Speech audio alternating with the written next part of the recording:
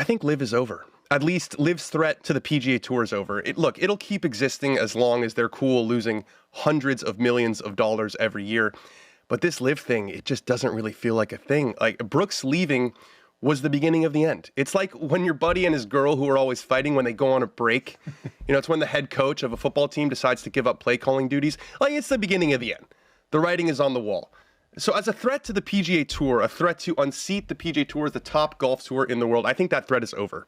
I think after 4 years, 4 extremely turbulent years, the PGA Tour has won the war. Now, remember when Rory said LIV was dead in the water? He was premature.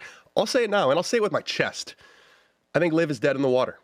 The league has no momentum. It has completely failed to generate any sort of organic growth here in the United States, at least nothing like they were hoping for. They succeeded in causing chaos in world golf, in signing a lot of huge name players with massive guaranteed money, but all of that needed to eventually lead to something. It hasn't. They went from 54 holes this offseason to 72 holes, despite the literal name of the tour being the Roman numeral for 54, and the whole 54-hole thing being such a huge differentiator for them. Look, LIV has had 4 seasons already. We know what it is. We know what it looks like. We know what it sounds like. Oonts, oonts, oonts. And the whole world of golf does. There's nothing new anymore. There's not even 54 holes anymore. And I honestly wouldn't be shocked if they ditched the shotgun start at some point. LIV is what it is.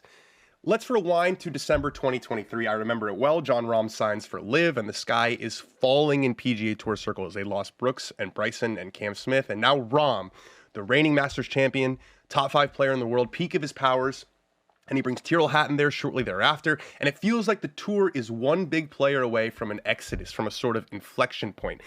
Let's look at who LIV has signed since.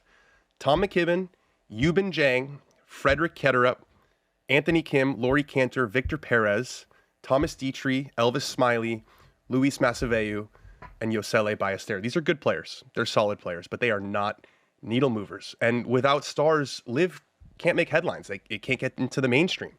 They get their most attention when they take players from the PGA Tour. Now that they're not really doing that anymore, it's sort of a fart in the wind.